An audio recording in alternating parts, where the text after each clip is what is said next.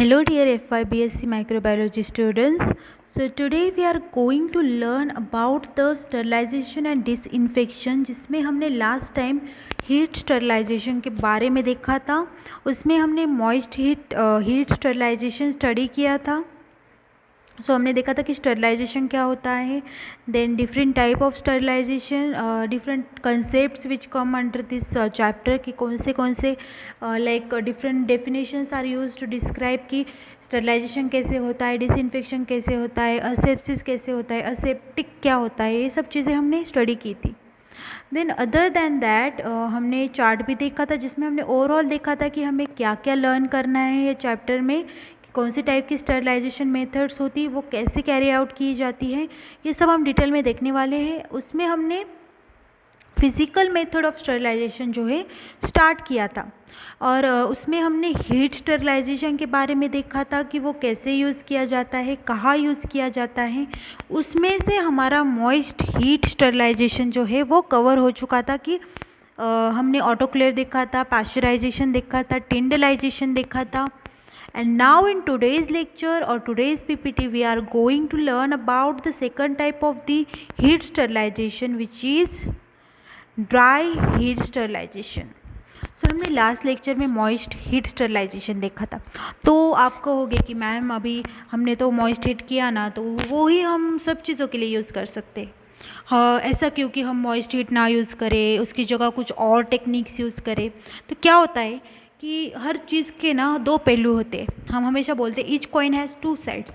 तो कभी कभी क्या होता है, मॉइस्ट हीट इफ़ेक्टिव है, बहुत ज़्यादा इफ़ेक्टिव है वो, और यूज़ भी किया जाता है बहुत, लाइक वी कैन से कि बहुत ज़्यादा यूज़ भी किया जाता है। बट अगर हम बात करें तो हर चीज़ों के लिए वो मॉइस्ट हीट एप्लीकेशन हम यूज़ नहीं कर सकते। भाई, क्योंकि कुछ कुछ चीज़ें ऐसी होती ना कि उनके अंदर तक वो मॉइस्ट जो हीट है वो पेनिट्रेट नहीं हो पाती, या तो कोई ऐसी चीज़ें होती जो सेंसिटिव होती है मॉइस्चर के लिए, उनको सूट नहीं होता मॉइस्चर, तो ऐसी भी चीज़ें होती है। या फिर यूँ कहे तो लाइक बहुत ऐसे फैक्टर्स हैं जो जिसकी वजह से मॉइस्ट हीट स्टरलाइजेशन हम कुछ चीज़ों के लिए नहीं एप्लीकेबल करते या नहीं यूज़ करते। तो यहाँ पे अगर बात करें ड्राई हीट स्टरलाइजेशन, इसके लिए यूज़ किया जाता है। मॉइस्ट हीट के अल्टरनेटिव के फॉर्म में we can use the dry heat sterilization. यहाँ पे हम क्या करेंगे कि लाइक आपको एग्जांपल दूँ मैं, तो आपने कभी मीडिया या फिर किसी चीज़ की पाउडर आपने देखी होगी, ड्राई होती है वो, तो उसमें अगर गलती से पानी वगैरह पड़ गया या कुछ हो गया तो क्या हो जाता है, वो थोड़ा सा ख़राब हो जाता है। कभी कभी वो लाइक उसमें गोले आ जाते हैं, कभी कभी वो सॉलिडिफाई हो जाता है, उसका एक जैसे सॉलिड ही फॉर्म हो जाता है, तो वो अपनी प्रॉपर्टी खो देता है इन शॉर्ट। तो ऐसी चीज़ों को स्टरलाइज हमें करना है, पाउडर है या तो कोई ऐसे इक्विपमेंट है लाइक पेट्री डिशेस। आपने पेट्री डिश देखा है कि नहीं मुझे नहीं पता, अगर नहीं देखा तो आप गूगल पे देखो पेट्री डिशेस कैसे होती है। तो हमारी जो नॉर्मल खाने की प्लेट्स भी अगर आपने देखी होगी, स्टील की प्लेट्स होती है ना, वैसे ही पेट्री डिशेस होती है, बस उसको एक दूसरे के ढक्कन लाइक उनको ढक्कन भी होता है उन प्लेट्स को। तो वो क्या होता है, हम अगर ऑटोक्लेव में स्टरलाइज करें या किसी भी मॉइस्ट हीट मेथड में हम स्टरलाइज करें तो वहाँ पे वो अंदर तक हीट या फिर वो मॉइस्चर नहीं पहुँच पाता, वो बस उसको बार बार हीट करेगा और हो जाएगा स्टरलाइजेशन, ऐसा नहीं होता। तो वो प्रॉपरली स्टरलाइज नहीं हो पाएगा। या फिर पिपेट, अगर आपने 12th स्टैंडर्ड में आपने केमिस्ट्री के प्रैक्टिकल्स किए होंगे तो वहाँ पे आपने पिपेट यूज़ किया होगा, तो वो पिपेट्स भी है, उनके भी अंदर तक मॉइस्चर नहीं जा पाता होगा, तो वो अंदर भी स्टरलाइज नहीं हो पाते होंगे। और हमें तो स्टरलाइजेशन प्रॉपर चाहिए अपने प्रैक्टिकल के टाइम, ताकि हमारे जो हम जिन माइक्रो ऑर्गेनिज़म का काम करने वाले उनके काम में कोई इंटरफेरेंस ना हो दूसरे माइक्रो ऑर्गेनिज़म का। तो इसके वजह से हम उनको लाइक उनको फ्री फ्रॉम माइक्रो ऑर्गेनिज़म या free from any type of dirt या free from any type of contamination करने वाले हैं। तो इसके लिए हम क्या यूज़ करने वाले हैं, ड्राई हीट। तो अगर ड्राई हीट का एक बेसिक एग्जांपल आपको दूँ तो आपके घर में या फिर आपने ओवन देखा होगा, तो ओवन यानी कि एक इंस्ट्रूमेंट है जिसमें हम ड्राई हीट एप्लीकेबल या अप्लाई करने वाले हैं। तो ड्राई हीट में जो प्रिंसिपल है बेसिकली, वहाँ पे we use the condensation phenomenon. और कंडेंसेशन क्या है, वहाँ पे हम क्या करते हैं, सरफेस को हीट करते हैं और हीट की ऐसी प्रॉपर्टी है ना कि वो जो है एक लेयर से दूसरे लेयर तक पहुंच जाता है। सो मॉइस्ट हीट जहाँ तक नहीं पहुंच पाती वहाँ ड्राई हीट पहुंच जाती है।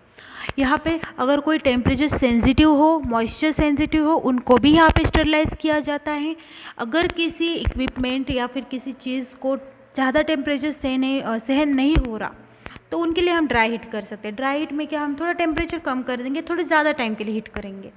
जैसे कि हमने वहाँ पे भी देखा था, temperature and time are inversely proportional, temperature जितना ज़्यादा उतना टाइम कम। तो वैसा हम कुछ कर सकते हैं। तो ऐसा यूज़ करके इसी प्रिंसिपल को यूज़ करके, कंडेंसेशन को यूज़ करके we are going to perform the sterilization using the dry heat. तो यहाँ पे ये जनरली किन चीज़ों के लिए यूज़ किया जाता है? Generally it is use to sterilize the different type of equipments like the petri dishes, like pipettes और इवन द ड्राई पाउडर्स। और अगर उनकी बात करें ड्राई हीट स्टरलाइजेशन की, तो जो पायरोजन अगर आपने सुना होगा तो कुछ माइक्रो ऑर्गेनिज्म होते हैं, स्पेशली ग्राम निगेटिव। मैंने आपको बोला था ग्राम निगेटिव जनरली पैथोजन होते हैं। जो भी माइक्रो ऑर्गेनिज्म पैथोजन है, जैसे विब्रियो कोलेरी आप ले लो, then there is this mycobacterium tuberculosis वगैरह, ये सब ग्राम निगेटिव ऑर्गेनिजम्स है। तो ये ग्राम निगेटिव ऑर्गेनिज्म एक पायरोजन नाम का एंडोटॉक्सिन रहता है। तो वो पायरोजन क्या करता है, अगर वो किसी को इन्फेक्ट किया तो उनको फीवर जो है वो कॉज करता है, वो बहुत हार्मफुल रहता है। तो ऐसे भी टॉक्सिन को किल करने का काम भी ड्राई हीट करता है। सो आप सोचो वो कितना ज़्यादा इफेक्टिव है। तो there are different type of dry heats. तो first one is the red heat. तो रेड हीट में ऑब्वियसली नाम रेड है, तो कुछ तो रेड हीटिंग का हम काम करने वाले। वहाँ पे क्या किया जाता है, अगर आपने लैब में प्रैक्टिकल करना जब आप स्टार्ट करोगे ना तो आपको ये अच्छे से समझ आ जाएगा। तो यहाँ पे क्या किया जाता है, आपने नाइक्रोम वायर लूप मैंने आपको दिखाई थी ग्राम स्टेनिंग के टाइम पे। तो वो वायर लूप जो रहती है ना, उसको स्टरलाइज करने के लिए फ्लेम में बहुत देर तक बहुत मतलब 2 मिनट तक रखा जाता है। और वो जो नाइक्रोम वायर लूप होती है ना, वो मेटल की बनी होती है, स्पेशलाइज्ड मेटल होता है, वो जल्दी हीट हो जाता है, जल्दी कूल हो जाता है। तो उनको हीट करते हैं हम अंटिल वो रेड कलर का दिखे। We heat up to the red colour, इसको रेड कलर आने तक हीट करेंगे and that's how the sterilization is achieved. इसके अलावा फोरसेप का भी स्टरलाइजेशन ऐसे ही किया जाता है, उसको भी ऐसे हीट किया जाता है, देन कूल डाउन किया जाता है। तो ये जो रेड हीट स्टरलाइजेशन है, उससे जो है माइक्रोब डायरेक्टली किल हो जाते हैं, उनका लाइसिस होता है, ऑक्सीडेशन होता है। लाइसिस मतलब उनका पूरा सेल डीनेचर हो जाएगा, प्रोटीन डीनेचर होंगे and sometime it is even burned. तो माइक्रोब जो है वो जल भी जाते हैं। तो ये रेड हीट स्टरलाइजेशन जो है बहुत इफेक्टिव है। ऑब्वियसली हम पूरा रेड हीट तक उसको स्टरलाइज करते हैं, तो इट इज़ इफेक्टिव। बट सब चीज़ों पे ये यूज़ नहीं किए जाते बिकॉज यहाँ पे रेड हीट बहुत ज़्यादा लाइक हाई इंटेंसिटी वाला होता है। तो कुछ चीज़ें उस सपोज हमने अगर एग्जांपल ले, हमें किसी प्लास्टिक की चीज़ को स्टरलाइज करना है तो हम उसको नहीं कर सकते ना ऐसे, वो तो पिघल जाएगा। तो ऐसे कोई कुछ लाइक ऐसी चीज़ों को इस मेथड से स्टरलाइज नहीं किया जाता। तो there is one more method, flaming. तो फ्लेमिंग में क्या किया जाता है, मैंने आपको ग्राम स्टेनिंग के टाइम पे सिखाया था हीट फिक्सेशन प्रोसेस। तो उस टाइम में हमने 2-3 बार जो है स्लाइड को ऐसे पास करना है फ्लेम में से। बंसन बर्नर अगर आपने देखा होगा लैब में केमिस्ट्री के, तो उसमें आपको पास करना है स्लाइड को। तो यहाँ पे हम क्या ऐसे पूरी देर उस स्लाइड को होल्ड नहीं करते, उसको बस 2-3 टाइम ऐसे पास करते। तो यहाँ पे फ्लेमिंग में बस उसको लिटिल हीट देना है, उसको क्या पूरी टाइम ऐसे होल्ड नहीं करना फ्लेम में। So this is how we are going to perform flaming. And flaming का एक एडवांटेज ये है कि वो अच्छे से काम तो करता है जैसे कि रेड हीट में किया जाता है, बट स्टरलाइजेशन की गारंटी नहीं कि इससे होगा ही या नहीं होगा, हमें नहीं पता। बट हम करते, कभी कभी हम उसको अल्कोहल से वाइप करते स्लाइड को, देन उसको पास करते। इवन टेस्ट ट्यूब की अगर हम बात करें, टेस्ट ट्यूब के जो माउथ होते हैं उनको भी ऐसे स्टरलाइज किया जाता है। आप जब प्रैक्टिकल्स करोगे ना तो ऐसे ही करते हैं प्रैक्टिकल्स में कि स्टरलाइज करना है तो स्लाइड को ऐसे करेंगे, हीट में से पास करेंगे, देन टेस्ट ट्यूब के माउथ को भी स्टरलाइज, क्योंकि हमारे हाथ लग जाते हैं वहाँ पे, हाथ के माइक्रोब नहीं लगने चाहिए, तब भी हम उनको ऐसे पास करते हैं test tube test tube mouth को। तो this is the flaming type of method. तो then third type is the incineration. जो मैंने आपको नाइक्रोम वायर लूप बोला था ना, तो उसको भी इंसिनरेशन ही कहा जाता है, क्योंकि एक हद तक हम उसको बर्न ही करते हैं, बट उसको पूरा ऐश होने तक या फिर राख होने तक बर्न नहीं करते. We just keep it until the red colour is appeared, and after the red colour appearance we remove that wire loop.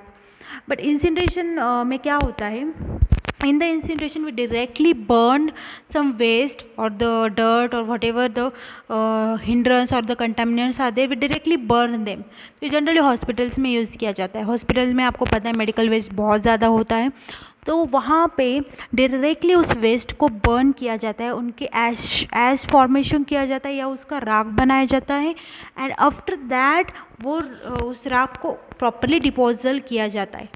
तो इसके लिए एक इंसिनरेटर नाम का एक इक्विपमेंट यूज़ किया जाता है to do the incineration. So next type is the infrared radiations. तो यहाँ पे आपको नाम से ही पता चला होगा कि इंफ्रारेड रेज का यहाँ पे यूज़ किया जाता है. आपको पता है कि जो भी बीम ऑफ लाइट है उसमें एक ही लाइट नहीं होते, different type of rays of light होते हैं, लाइक यूवी रेज होते हैं या कभी कभी infrared, X rays, different type of rays are present. तो यहाँ पे इंफ्रारेड रेज का यूज़ किया जाता है टू जनरेट द हीट. तो इंफ्रारेड रेज की क्या प्रॉपर्टी है कि वो जब एब्सॉर्ब हो जाए किसी चीज़ में, दे जनरेट हीट. तो इसी प्रॉपर्टी का यूज़ किया जाता है स्टरलाइजेशन के लिए. तो यहाँ पे क्या किया जाएगा, आपको पता है ना कि लाइक ग्लासवेयर वगैरह को हमको लाइक लार्ज स्केल पे, यहाँ पे नहीं, लैब में नहीं, बट लार्ज स्केल अगर किसी फैक्ट्री में या किसी इंडस्ट्री में कुछ चीज़ें स्टरलाइज करनी है, तो वहाँ पे क्या किया जाएगा, या हॉस्पिटल में हम बात करें तो वहाँ पे क्या किया जाएगा, एक tunnel is there, one tunnel is there. Tunnel आपको पता है गुफा जैसे स्ट्रक्चर होता है, तो एक टनेल होता है, उनमें हम जो है यूजिंग द कन्वेयर बेल्ट आपको पता होगा, it is the form of like moving belt, वो कंटिन्यूसली मूव होता रहता है ट्रेडमिल जैसे. तो वहाँ पे हम जो है ये इक्विपमेंट्स रखेंगे उस कन्वेयर बेल्ट पे, वो अंदर जाएगा वो कन्वेयर बेल्ट, और उसके साथ साथ हमारे इक्विपमेंट्स अंदर जाएंगे. और अंदर टनल में इंफ्रारेड रेज का सोर्स होता है, मतलब जहाँ से इंफ्रारेड रेज इमिट होने वाली है वो सोर्स होता है वहाँ पे. तो ये जब चीज़ें अंदर जाएगी तो इंफ्रारेड रेज का सोर्स जो होगा, इमिटर जो होगा, it will emit the infrared rays, and that is how वो इंफ्रारेड रेज वो चीज़ें एब्सॉर्ब करेंगी, हीट जनरेट होगा एंड वो चीज़ें स्टरलाइज हो जाएगी. फिनोमिनन तो सेम ही है, कंडेंसेशन होगा एंड देन अगेन उनका लाइसिस होगा सेल का, वो बर्न होगी या तो उनका डीनेचुरेशन होगा प्रोटीन का, एंजाइम का. तो ये सब चीज़ें सेम ही है in the infrared radiation. Then hot air oven, ये बहुत कॉमन भी है एंड लैब में भी बहुत यूज़ किया जाता है हॉट एयर ओवन वाला कंसेप्ट. तो हॉट एयर ओवन आपने देखा ही होगा, oven normal oven is called as hot air oven only. तो यहाँ पे क्या किया जाता है, जो इक्विपमेंट हमको स्टरलाइज करने हैं, जो इक्विपमेंट हमको क्लीन्स करने हैं, उनको डायरेक्टली ओवन में रखा जाता है for a amount of time, and after that or a period of time, and after that it is sterilize and then removed. यहाँ पे क्या किया जाता है, यहाँ पे भी कंडक्शन का जो है फिनोमेनॉन यूज़ किया जाता है, लाइक सरफेस से पेनिट्रेट होगा एंड ऑल दैट. तो यहाँ पे जो है बहुत सारे हमको पता है जो ओवन होते हैं उसमें कुछ चीज़ें होती है वेरी कॉमन. फ़ैन होता है, थर्मोकपल्स होते हैं, टेम्परेचर सेंसर्स होते हैं, देन शेल्स होते हैं, then other than that door locking controls भी होते हैं. तो यहाँ पे क्या किया जाता है, तो टेम्परेचर रेंजेस कौन सी यूज़ की जाती हैं, 170 डिग्री सेल्सियस फॉर 30 मिनट्स. जैसे जैसे टेम्परेचर कम हुआ, 160 हुआ, देन वी यूज़ 60 मिनट्स. 150 हुआ तो टाइम अगेन बढ़ा 150 मिनट्स. तो ऐसे टेम्परेचर टाइम का हम अकॉर्डिंगली हम स्टरलाइजेशन करते हैं उन चीज़ों का. तो ये कौन सी चीज़ों का स्टरलाइजेशन किया जाता है इस मेथड से, ग्लासवेयर हो, पेट्री डिशेस हो, इवन पाउडर सैंपल, मैंने आपको स्टार्टिंग में बताया था पाउडर सैंपल का भी स्टरलाइजेशन इसी मेथड से किया जाता है लैब में. So these are all the methods which are coming under the heat filtration which is dry heat में हमने डिफरेंट मेथड्स देखे, like red flame method, then there was this incineration, then flaming, other than that infrared rays, ये सब हमने देखे यहाँ पे. तो ये सब मेथड्स यूज़ किए जाते हैं ड्राई हीट स्टरलाइजेशन में। अभी ये हुआ हीट का स्टरलाइजेशन। अब हम देखेंगे कि फिल्ट्रेशन मेथड कैसे यूज़ किया जाता है फॉर द स्टरलाइजेशन। तो ये मैकेनिकल मेथड इसको बोला जाता है, कभी कभी ये फिजिकल मेथड भी होता है, बट मैकेनिकल मेथड क्योंकि हम यहाँ पे कुछ मैकेनिज़्म यूज़ करते हैं या कुछ चीज़ें यूज़ करते हैं टू डू द फिल्ट्रेशन। तो फिल्ट्रेशन की अगर बात करें, इसका नाम ही है फिल्ट्रेशन, तो कुछ something we are going to filter out from the media, filter out from the air और एनीथिंग लाइक लिक्विड मीडिया हो, तो उसमें से ऑब्वियसली फिल्ट्रेशन हम लिक्विड का ही करेंगे या तो फिर गैसेस का करेंगे। आपको पता है, आप घर में जनरली वी यूज द छालनी आपने कभी सुना होगा, तो या फिर आपने केमिस्ट्री के लैब में वी हैव यूज़, और किसी भी लैब में आपने फ़िल्टर पेपर देखे होंगे। तो फ़िल्टर पेपर का ही फिनोमिनॉन यहाँ पे यूज़ किया जाता है। वो क्या करता है फ़िल्टर पेपर, अगर हम उसमें से किसी लिक्विड को पास करें तो उसमें जो कंटामिनेंट्स है, डर्ट है या उसमें कुछ सॉलिड पार्टिकल्स है, तो वो उसको सेपरेट आउट करता है filter paper.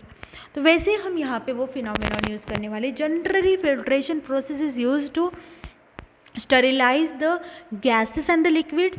And one more thing important in this type of filtration is sterilization is that in other sterilization method like heat में हमने देखा या chemical में हम देखने वाले, वहाँ पे भी we generally kill the microorganism या उनकी प्रोसेस को हिंडर करते या कुछ भी करते, उनको किल ही करते हैं।